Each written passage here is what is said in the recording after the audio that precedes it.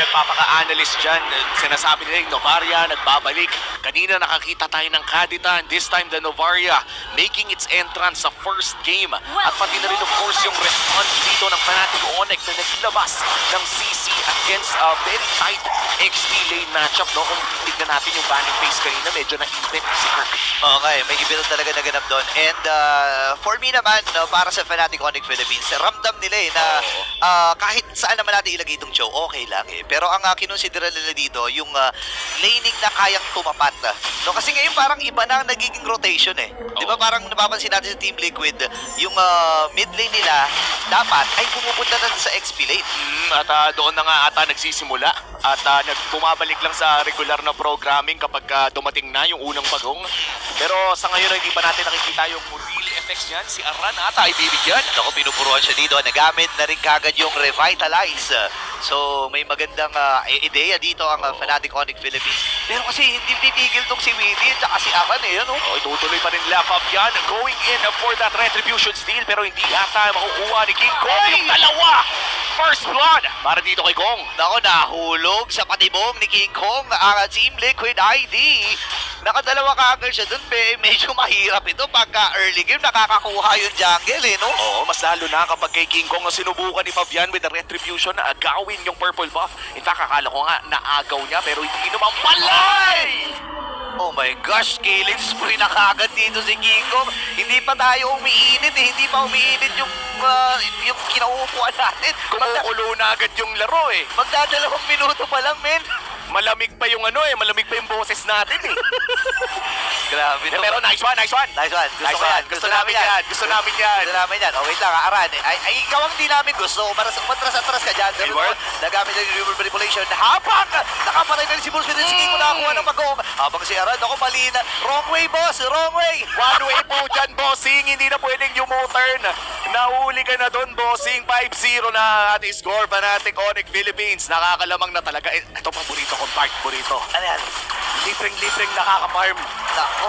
Ang gold standard. Yun, isa pa yan, men. Isa sa mga tumatak din ng hero ni Kelra. Itong Beatrix na hawak-hawak niya. Kung titignan natin doon sa minimap, lugi eh. Nalulugi si Aaron Shiki dito at hindi na rin makadikit doon sa linya niya against sa Kelra. Biruin mo naman, pinapatok ka ng rocket launcher. Brusco. Oh my God. Grabe naman yun, binibait out lang niya. Pero ngayon nawala ng pantusok dito si Aaron Shiki.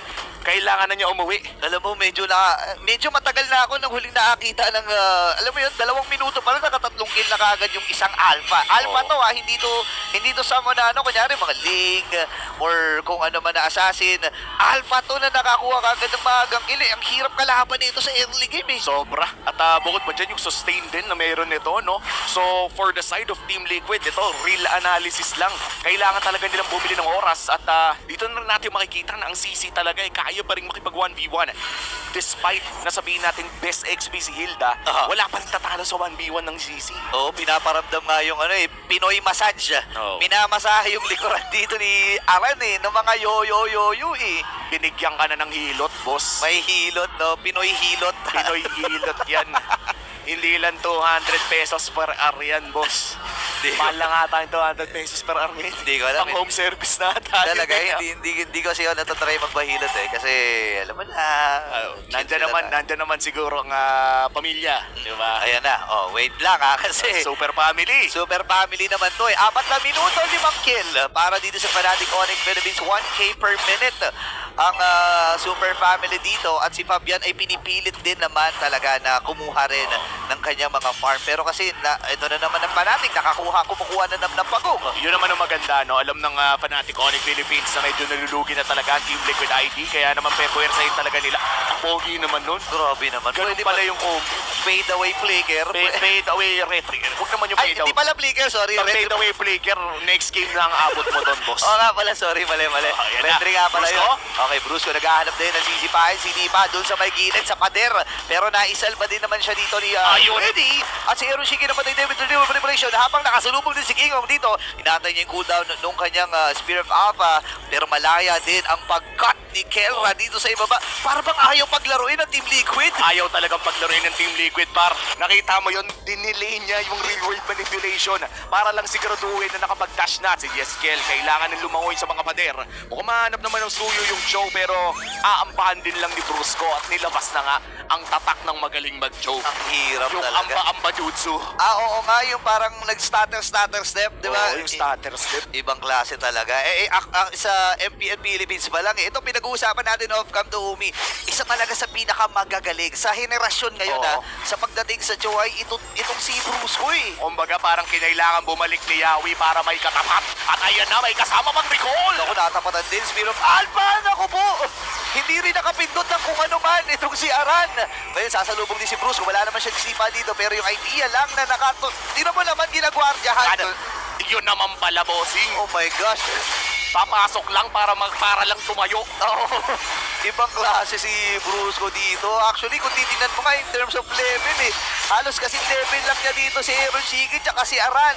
And si Kirk ngayon, ito na yung mga pakidlat jutsu, men. Nilabas na yung mga kidlat ng Fnatic Onyx. Another real-world manipulation dito in the mid lane. At mukhang pampoke lamang ito at mananakaw na naman ng purple buff ng Team Liquid ID. Game 1 pa lamang po, mas mataas yung gold lead kaysa sa minutes spent sa laro na to, tol. 8K gold lead, 6 minutes in. Ibig sabihin, kumikita sila ng 1,500 gold per minute. Ay, grabe. Compared to their di ko alam kung tama yung math ko, pero alam nyo naman yung punto. Grabe naman yun, no? Akala ko ML lang, may mat pa pala to. Ito, lalaki pa.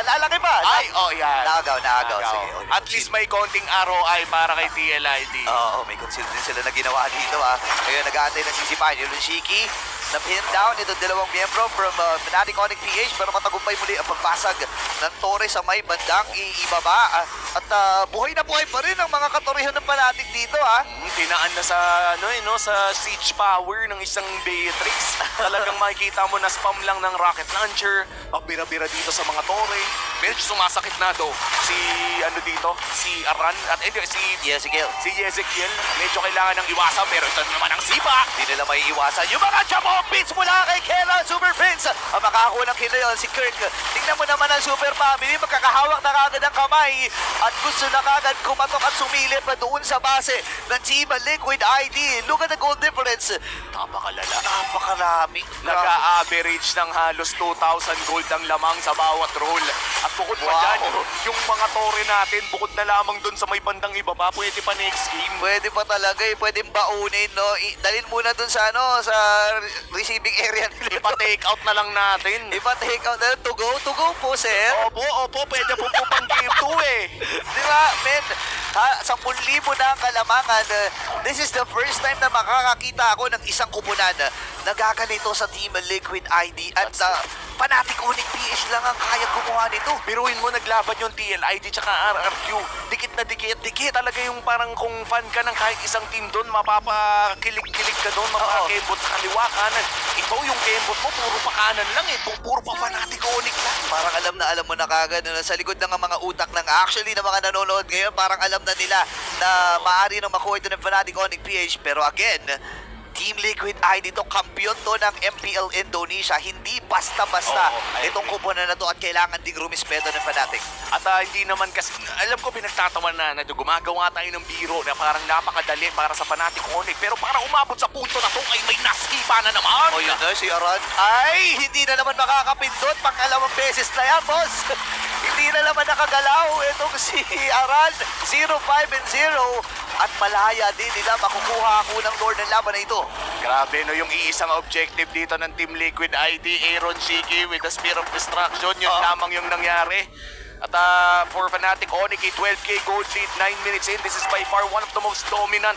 Wow. Yung last game, nakakita tayo ng 19 kills mula kay Innocent. Dito naman nakakita tayo ng 12K mula sa Fnatic Onyx. At grabing pambubrusco na ang ginagawa ni Brusco dito. Ibang klase, hindi na rin mapakali ang Team Liquid ID kung saan sila pupunta dito at kailangan na lang nilang antayin yung flow ng mga minions na medyo umangat para sa kanila. Ito na naman ang next round. Number 2 na ata ito. Ngayon si Eroshige na pa-out na nga rin lang at malayo na makukuha yung Tore na yun. Dapat nakasipa din. Ito si Bruce. Ngayon si Aaron Boy pa rin nagamit yung revitalize.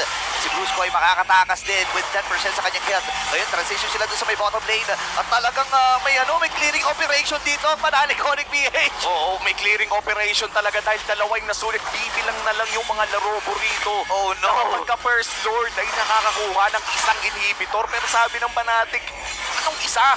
Kumuha sila ng dalawa, tas mukhang gusto pa nilang tapusin yung laro, par. Parang tatapusin na nga ata nila to. Si Kirk ay binibay lamang itong si Fabian. Ngayon si King Kong tamang wasiwas lang ng kanyang espada dito or ng kanyang spear. And kung titignan natin, level 40 na pala si King Kong habang level 10 pa lang ito si Fabian. Ngayon, go nga ba dito ang Fnatic Onyx PH? Hindi, re-respeto at aatras sila. Kumbaga parang bored na sila dito. Tara, alis na nga tayo dito. Oo, tsaka imaginein mo, men, 4 minutes silang nanatili sa loob ng base ng side. Actually, no, 3 minutes lamang para kunin yung tatlong inhibitor turret na yon at mukhang babalik sila para sa engage. Pinato na ang mga Jabombits dito para si Kirk. King Kong nakapasok sa isa! Sinalubong kagad dito si Ran. Nagamit yung Vengeance dito ni Kirk. Ngayon naman ay clear wave lang ang nagiging call nila dito. Dire-diretso lamang ang pagdanormal hindi No ni way. Kera at hindi nila mapipigilan. What a dominating game para sa Panali Conic PH.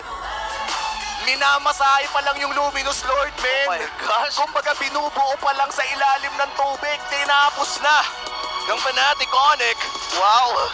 10 minutes, 50 seconds par. 0 deaths ang Fnatic Onyx. Oh my gosh, kung ikaw ang Team Liquid dito, medyo mabigat ito sa kalooban mo kasi ako, sasabihin ko kung bilang player okay lang matalo, normal lang man ang matalo, pero yung matalo ka ng ganito, 15k gold lead, tapos wala kayo nakuhang death, man.